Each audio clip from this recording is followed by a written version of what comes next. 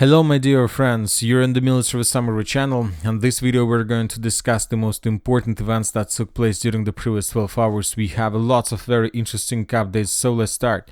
And first we're going to talk about massive missile strike that took place during the previous nights of Ukrainian time. According to information we have, massive attack on the energy system. Russian attacks electricity generation and transmission facilities through Ukraine. That was stated by the Ukrainian authorities, and the sources are saying that that attack was one of the biggest attacks since the beginning of the special military operation. There are a few important things and few important details that I would like to discuss with you. First, let's talk about the southern part of Ukraine. Before the Russian massive missile strike, there were several attacks with drone of the type of Geran recorded. The Russians were trying to discover the Ukrainian air defense, and the Russians were trying to destroy as many as possible Ukrainian positions. After that, the Russians launched the massive missile strike with the ballistic missiles, most likely. Sources are saying that the Russians also were attacking the territory of Ukraine with the caliber missiles from the Black Sea. Maybe the Russians also were trying to destroy the, let's say, missile launching systems of the armored forces of Ukraine that were located along the shore. Anyway, the city of Odessa suffered significant damage. Furthermore, the Russians were bombing and attacking the city of Nikolaev. As for this territory, we had several strikes, several types. We had the strikes with the Geran drones, also we had the strikes with missiles. According to information we have, the Russians were bombing and attacking the industrial zone where the Ukrainians were repairing or probably creating drones or different military weapon or something like this. Furthermore, we have lots of explosions on the territory of Kiev itself. There were Kinzhal strikes, missile strikes, Iskander strikes, cruise missile strikes, and many others. Furthermore, according to information we have, the Russians were bombing and attacking the western part of Ukraine. As for now, we have several pictures from the city of Rovno, and we have the picture of consequences of Russian attack in the city of Lvov. Furthermore, we have very important detail that I would like to discuss with you. First of all, this attack, massive missile strike, the Russians tried to prepare as much as possible to this massive missile strike. And for example, yesterday we got report that the Russians attacked the city of Starokonstantinov. Not just the city, but strike on the Starokonstantinov Airfield. Significant damage to infrastructure that was stated by the Russians. According to information we have, as a result of yesterday's attack, the Russians managed to destroy the P-18 Raider, the PS-1 diesel generator, the MiG-29 fighter was damaged, and the Su-24 bomber was damaged. But most likely the main purpose of the Russians was to get and to attack, to destroy as many as possible F-16s that Ukrainians might use to intercept Russian missiles. And today we got very important video that was published by the Ukrainian sources. First, the Ukrainian sources published the video of a cruise missile that was flying in the western part of Ukraine along the mountain area, and later we got another video from the pro-Ukrainian sources, and in this video most likely we can see the same cruise missile of the armored force of Russian Federation, and right behind this cruise missile we can see the first F-16 that were trying to get this missile and to destroy it, to bring it down. We don't know for sure whether the Ukrainian F-16 managed to destroy Russian cruise missile in the sky, but this is the first video that confirms that Ukrainians began using F-16s, and this is real video, real acts of air defense work in the sky. Very interesting, and most likely this is what the Ukrainians were forced to do. I'm not sure that the Ukrainians wanted to reveal the work of their F-16s because it's a very big secret, of course, and of course from the security perspective it's better not to show the pictures of F-16s at all and the area of they are working. But the Ukrainians were forced to do this because they needed to, I don't know, to increase the spirit of Ukrainians, to give them some victory, to show them that despite the losses and despite the critical damage to energy facilities that the Russians managed to deal during the previous massive missile strike, the Ukrainians shown them the work of F-16, like to show that everything is okay. We're trying to handle the situation despite the losses. I believe this is exactly what the Ukrainians were planning and trying to show by this video. Now let's move to the line of combat contact. Once again, we are waiting for the results, additional results, because there were reports about some blackouts and some cities and towns of Ukraine, some parts of Ukraine were completely turned off from electricity. Let's wait for additional updates, the most important, let's wait for upcoming evening and upcoming night between the 17th and 18th of November, because according to the Russian patterns, they should repeat this attack once again. And once again, another important thing, after several days of massive missile strikes, usually the Russians begin another offensive operation.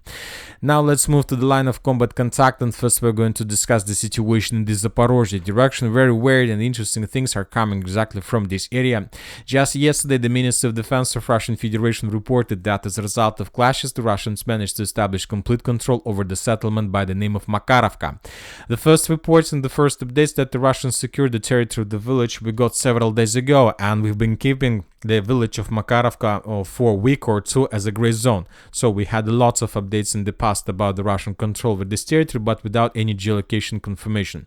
Now we have yesterday, on the 16th of November, Russian Ministry of Defense report, but today different mappers like pro-Ukrainian mappers and like neutral mappers reported that the Russians retreat from the village of Makarovka in the southern directions to the village of Staromayorsk, and the Ukrainians, as a result of several counterattacks, managed to restore completely control over the settlement. So as you can see, both sides, the Russians and pro-Ukrainians, are giving us completely different pictures. So let's wait for additional updates, and we are waiting for the video with flag. Now let's move further. The battle for Velyka Novosilka is about to start. The Ukrainians are saying about the critical situation in this area, and the Ukrainians are expecting that the Russians will try to attack the city of Velyka Novosilka from the northeast with the purpose to outflank the settlements by entering the village of by the name of Velyky Kamar. This is it. So the Russians' main target and main task, according to the Ukrainians, is through the fields to reach the territory of the settlement, which will lead to complete collapse in the cauldron of Velyka Novosilka itself. Now let's move further. Let's talk about the positions of the armed forces of Ukraine along the Sukhie Yar river.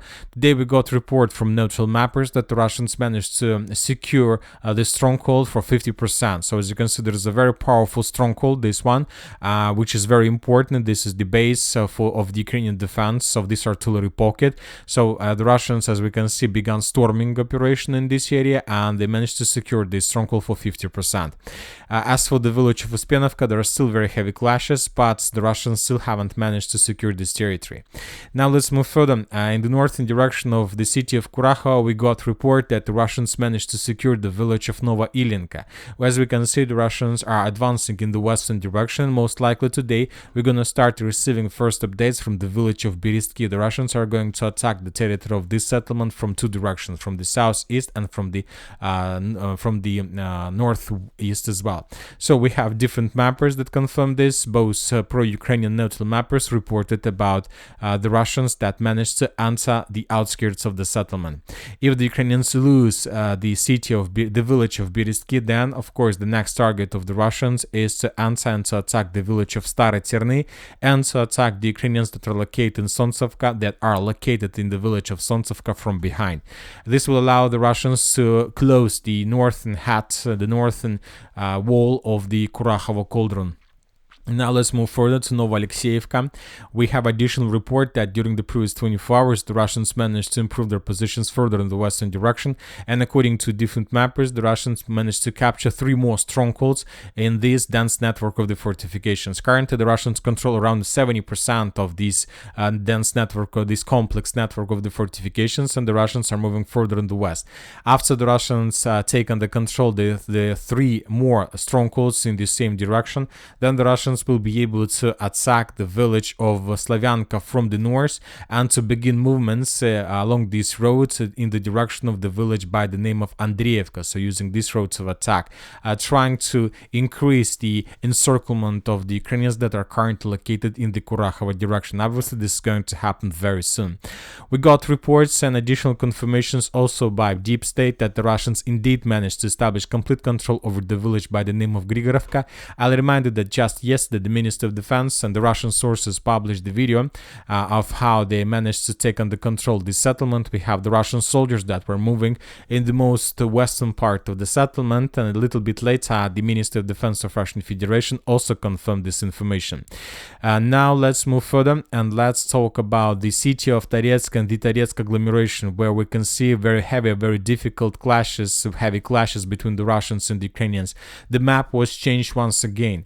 This information information, the changes on map took place based on three things: two map updates, two map reports of different mappers like pro-Russian and neutral mappers, and we have video of FPV drone attack. In this video we can see two Russian stormtroopers that were operating almost in the most western part of the Zaporizhzhia district. The Ukrainians were trying to follow the Russians, trying to understand where are their positions, and then they FPV drone the Russian positions. So let's take a look at how the map was changing. So this is the situation by the end of the 15th of November, this is by the end of the 16th of November, and this is by the situation by the end of the 17th of November. Currently the Russians are about to cut the Zaporizhzhia district in two, and then they will handle with every single part separately. Now let's move further. We know the current situation in the city of Chasiv Yar. There are very heavy clashes for the stronghold. The Russians are trying to destroy Ukrainian positions, edge positions in the citadel. Most likely during the next several days the Russians will try to enter the citadel itself, and after that we can start counting days when the city of Chasiv Yar falls. As for the Siversk direction, we have adjusted the map along the Siversk Donetsk river. We have changed in Ukrainian favor this village of Serebryanka completely, the village of Grigorovka, and the northwestern part of Belogorovka. That was also made by different mappers, including pro-Russian. Everybody from the pro-Russian segment of Telegram in internet made these changes based on the reports that was published by different Russian military experts. The sources are saying that, let's discuss this in details, unexpectedly very unusual news has come from the Siversk direction, although again related to fake capture of settlements. This time news is positive. We're talking about pro-Russian article. Several commanders in this direction were detained and removed from their positions due to deceiving the higher command. We are talking about some commanders from the units of the Third Army.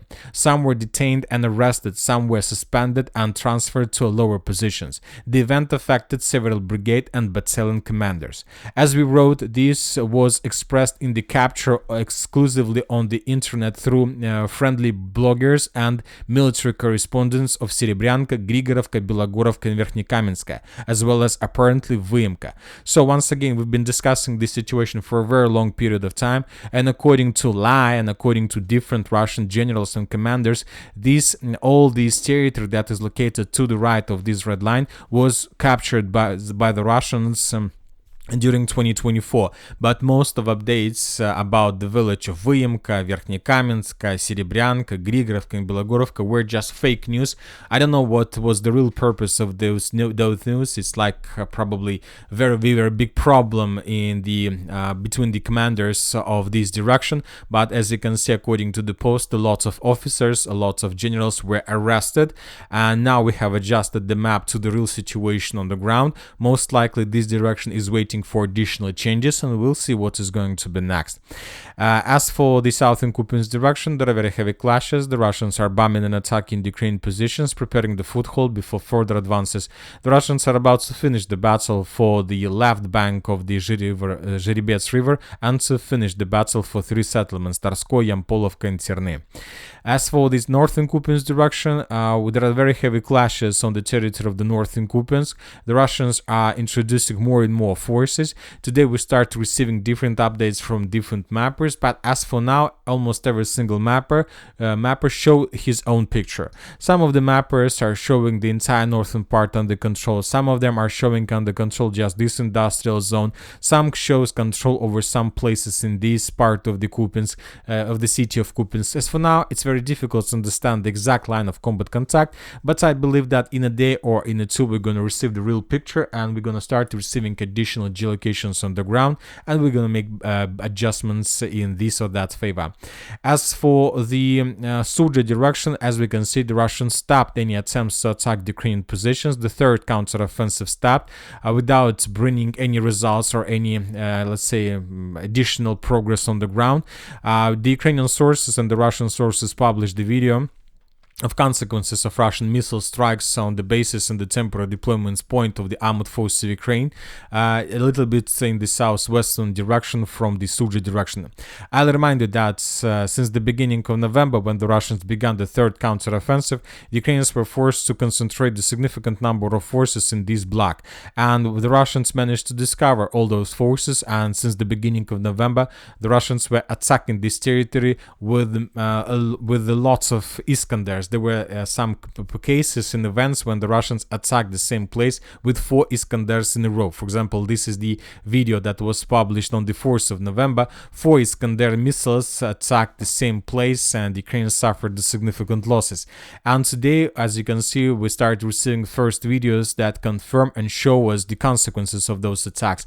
Maybe these Iskander strikes even were the main purpose of the Russian third counteroffensive. Maybe the Russians didn't want to attack the Sudzha direction at all. They just wanted to make some maneuvers and to force the Ukrainians to bring as many as possible forces to the line of combat contact, to the border, with the purpose to make rotations, and by those actions the Ukrainians revealed their own positions, and then the Russians destroyed everything they managed to discover. Maybe that was the real reason and the real purpose. As for the Chernigov direction, during the previous 24 hours we haven't received anything. I'll remind you that according to updates and information we have, the Russians managed to answer the territory of Ukraine in the Chernigov area, but as for the 15th and the 16th of November, we haven't received anything that can clarify the current status of the area, whether the Russians moved further or not, what exactly the Russians were planning to achieve by this attack. So let's wait for additional updates, but once again I'll remind you that the Russians began massive missile strike all over the entire territory of Ukraine, and usually after 10-15 days of massive missile strikes, the Russians begin another offensive operation, and maybe Chernigov area is going to be the front line that the Russians are going to open after another wave of missile strikes. And that's it for today. Military Summary channel reminds we condemn any violence in the world. Thank you for watching. Subscribe to my channel, put your likes to my Patreon, and have a good day. Bye bye.